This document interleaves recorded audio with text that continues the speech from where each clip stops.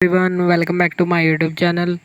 हम कर रहे थे मौर्य साम्राज्य के अंतर्गत हमने पुरातात्विक स्रोत और साहित्यिक स्रोतों की चर्चा कर ली थी। आज हम उससे संबंधित कुछ महत्वपूर्ण शासकों की चर्चा करेंगे। इसमें हम देखेंगे कि मौर्य साम्राज्य के संस्थापक कौन थे, उसके और मौर्य साम्राज्य का सबसे महान शासक कौन था और उनसे संबंधित महत्वपूर्ण बातें क्या क्या थी। वे सभी बातें हम इस क्लास में चर्चा करेंगे और उसके बाद हम इन सभी चर्चाओं के बाद इनसे संबंधित महत्वपूर्ण क्वेश्चनों की भी चर्चा करेंगे, तो अंत तक बने रहें।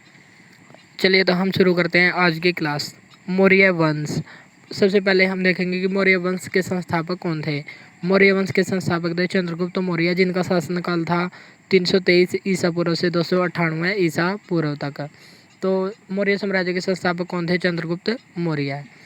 चंद्रगुप्त मौर्य ने किसकी सहायता से घनानंद की हत्या की थी? तो चाणक्य या कौटिल्य की सहायता से घनानंद, जो नंद वंश का अंतिम शासक था, उसकी हत्या करके मगध साम्राज्य का अगला शासक कौन बना? चंद्रगुप्त मौर्य।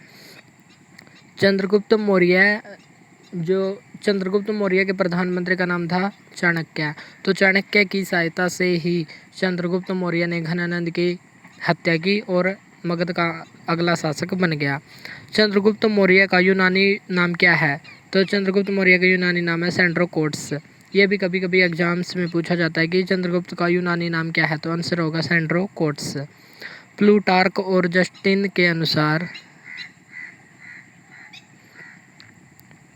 चंद्रगुप्त मौर्य के पास 6.5 लाख सैनिकों की सेना थी। जो प्लूटार्क है और जस्टिन है, जो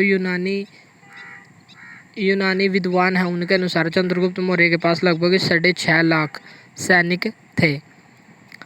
भारत का प्रथम चक्रवर्ती सम्राट भी चंद्रगुप्त मौर्य को ही कहा जाता है, ये भी बात हमको ध्यान रखनी है।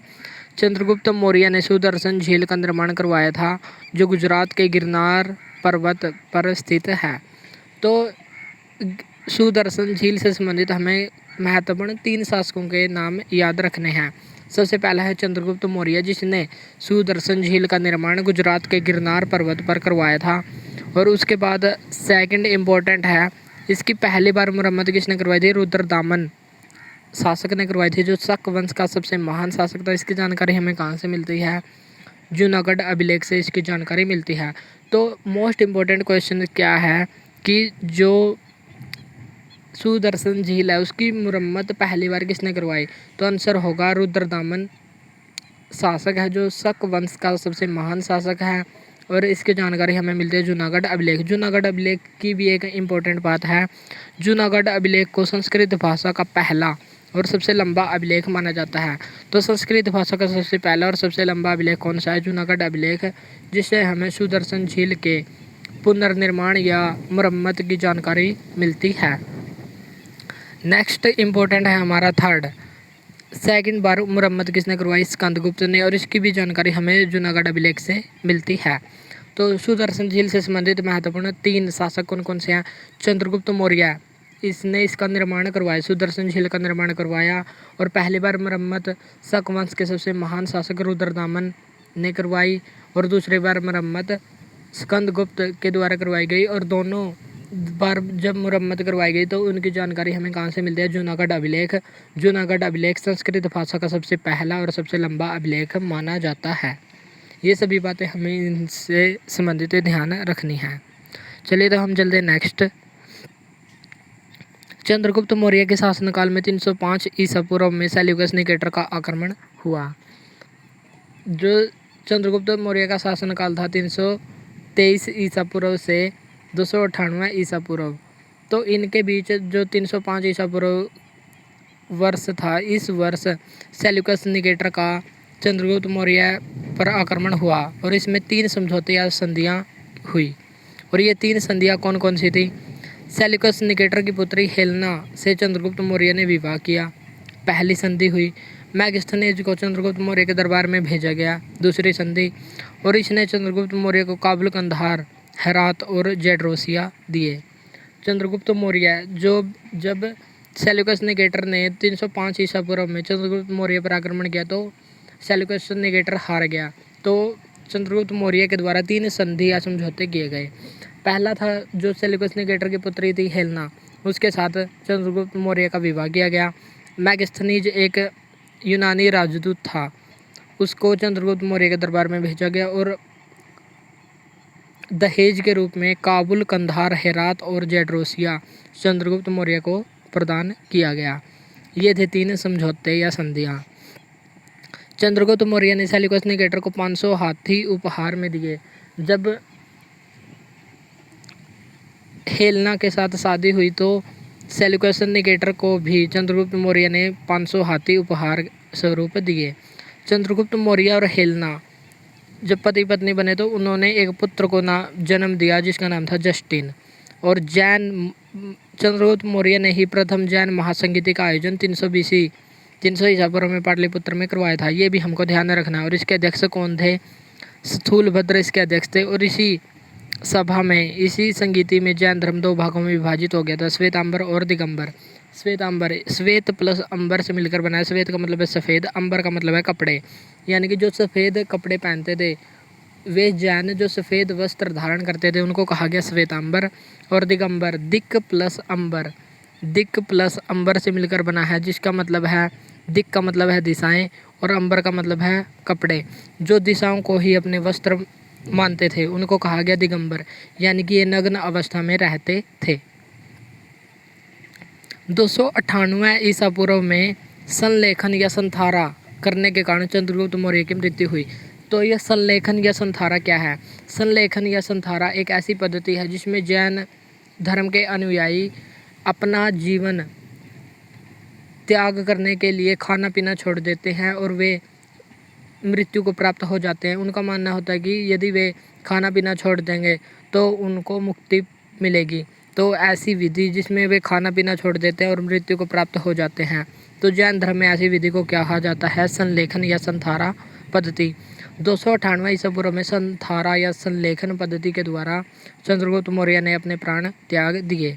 तो चंद्रगुप्त मौर्य के बाद नेक्स्ट उसका उत्तराधिकारी कौन बना? बिंदुसार। बिंदुसार चंद्रगुप्त मौर्य का पुत्र था और इसकी माता का नाम क्या था? दुर्धरा। बिंदुसार की माता का नाम था दुर्धरा। और 298 ईसा पूर्व से 272 ईसा पूर्व तक इसने शासन किया। और इसके अन्य नाम क्या क्या थे? बिंदुसार के अन्य नाम थे अमित्रघात, यानी कि दुश्मनों का नाश करने वाला। भद्रसार नाम वायु पुराण से मिला है और बरीसार नाम अन्य पुराणों में मिला है। जैन ग्रंथों में बिंदुसार को क्या नाम दिया गया? सिंहसेन। तो ये जो अन्य नाम है बिंदुसार के वे भी हमको ध्यान रखने हैं। बिंदुसार का शासनकाल कब से कब तक था? 298 ईसा पूर्व से 272 ईसा पूर्व। माता का नाम दुर्धरा था। अमित्रघात यानी कि दुश्मनों का नाश करने वाला। वायु पुराण में क्या नाम मिलता है? भद्रसार। और अन्य पुराणों में क्या मिलता है? बारीसार।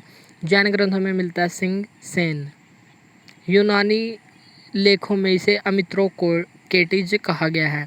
तो ये भी हमको ध्यान रखना है। अमित्रघात से हम इसको याद रख सकते हैं कि अमित्रोकोटिज यूनानी लेखों में इसको कहा गया है। बिंदुसार की कितनी पत्नियां थी? 16 पत्नियां थी। और सबसे प्रसिद्ध फेमस पत्नी कौन सी थी? धर्मा या सुभद्रांगी। और इसी से अशोक का जन्म हुआ था। तो अशोक की माँ कौन थी? धर्मा या सुभद्रांगी। ये थी अशोक की माँ। तो पुराणों के अनुसार बिंदुसार के 101 पुत्र थे। जो 16 पत्नियां थी उनसे इनके 101 पुत्र पैदा हुए। और सबसे बड़ा पुत्र कौन था? सुसीम। और ऐसा माना जाता है कि जब बिंदुसार की मृत्यु हुई 272 ईसा पूर्व में, तो अशोक ने अपने 99 भाइयों की हत्या करके सिंहासन को प्राप्त किया था। और यह उत्तराधिकार का युद्ध 3 वर्ष तक चला था। उसने केवल अपने सगे भाई यानी कि सुसीम को नहीं मारा था, बाकी अन्य जो शासक थे 99 भाई थे उनकी हत्या करके अशोक शासक बना था। ऐसा भी पुराणों के अनुसार हमें पता चलता है। तो अशोक का सबसे बड़ा भाई कौन था? सगा भाई था जो सुसीम था। और तिस जो सिंघल या श्रीलंका प्रशासन किया करता था। तो सिंघल या श्रीलंका प्रशासन किसने किया था? सुसीम ने। और सुसीम कौन था? अशोक का बड़ा भाई था। अशोक ने अपने 99 भाइयों की हत्या की थी, पुराण के अनुसार ऐसी मान्यता है। तो 99 भाइयों की हत्या करके 3 वर्ष तक उत्तराधिकार का युद्ध पूरा करके अशोक शासक बना था 269 ईसा पूर्व में। तो बिंदुसार के शासनकाल में कौन क्या क्या था? बिंदुसार के शासनकाल में सुसीम था वह गवर्नर कहाँ का था, गवर्नर या राज्यपाल कहाँ का था, तक्षशिला का। और अशोक कहाँ का गवर्नर था, उज्जैन या अवंती का गवर्नर था। इसके शासनकाल में तक्षशिला में विद्रोह हुआ। जब बिंदुसार का शासनकाल था तो तक्षशिला में एक विद्रोह हुआ। पहले विद्रोह को नियंत्रित करने के लिए सुसीम को भेजा गया, लेकिन इस विद्रोह को शांत करने में सुसीम असफल रहा, तो फिर अशोक को भेजा गया और अशोक ने इस विद्रोह को शांत किया। अब हम देखेंगे कि बिंदुसार के दरबार में कौन कौन से दो विदेशी राजदूत आए थे। बिंदुसार के दरबार में दो विदेशी राजदूत आए थे। पहला है डायमेक्स और दूसरा है डायोनिसस, जो मिस्र से आया था, और डायमेक्स सीरिया से आया था, एंटियोक्स के द्वारा भेजा गया था।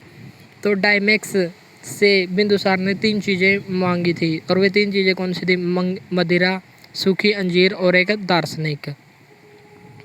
डायोनिसियस जो मिस्र से आया था, प्राचीनकालीन बिंदुसार की मंत्रिपरिषद सबसे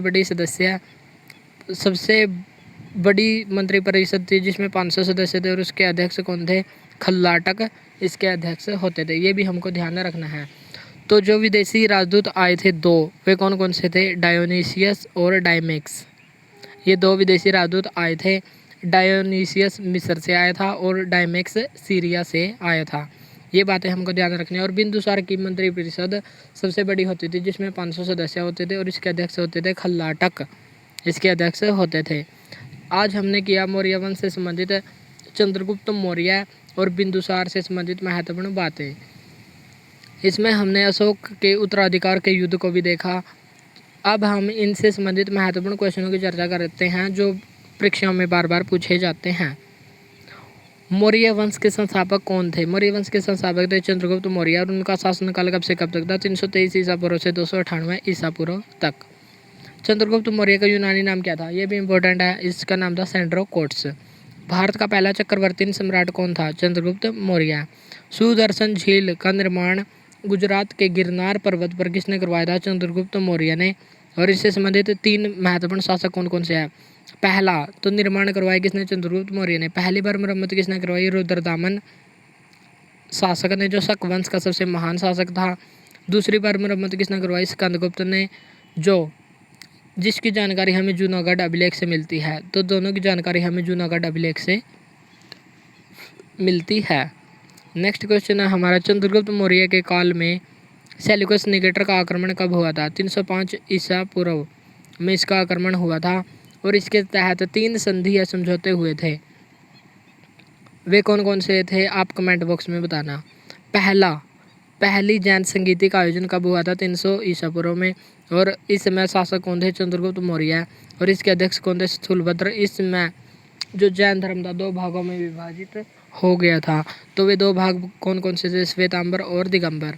सबसे इम्पोर्टेंट क्या है, हमें जैन संगीति के बारे में पता होना चाहिए। सभी लोग बौद्ध धर्म से संबंधित संगीतियों को याद करते हैं, लेकिन जैन धर्म से संगीतियों को कोई याद नहीं करता। तो हमें पहली जैन संगीति का पता होना चाहिए कि इसके अध्यक्ष कौन थे? स्थूलभद्र इसके अध्यक्ष थे, और 300 ईसा पूर्व में इसका आयोजन चंद्रगुप्त मौर्य के द्वारा किया गया था, और इसके अध्यक्ष कौन थे? स्थूलभद्र। नेक्स्ट क्वेश्चन है हमारा, 298 ईसा पूर्व में चंद्रगुप्त मौर्य की मृत्यु कैसे हुई? संलेखन या संथारा करने के कारण। यह एक ऐसी विधि है जिसमें जैन अनुयायी अपने जीवन का त्याग करने के उद्देश्य से खाना पीना छोड़ देते हैं, ताकि वे मृत्यु को प्राप्त हो सकें। तो ऐसी विधि को कहते हैं संलेखन या संथारा पद्धति। यूनानी लेखकों में अमित्रोकोटिस शब्द किसके लिए प्रयोग किया गया है? अमित्रघात या अमित्रोकेटिस बिंदुसार के लिए प्रयोग किया गया है। बिंदुसार की सबसे प्रसिद्ध पत्नी कौन सी थी? जो अशोक की माँ थी, और अशोक की माँ का नाम क्या था? धर्मा या सुभद्रांगी। बिंदुसार के शासनकाल में अशोक किस प्रांत के गवर्नर या राज्यपाल थे? अवंती या उज्जैन के। और यदि पूछे तक्षशिला के राज्यपाल कौन थे, तो उसका आंसर हो जाएगा सुसीम। वायुपुराण में बिंदुसार का नाम क्या मिलता है? भद्रसार।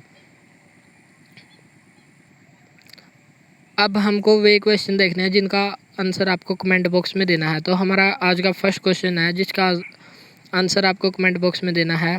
काशी जनपद की राजधानी का नाम क्या था?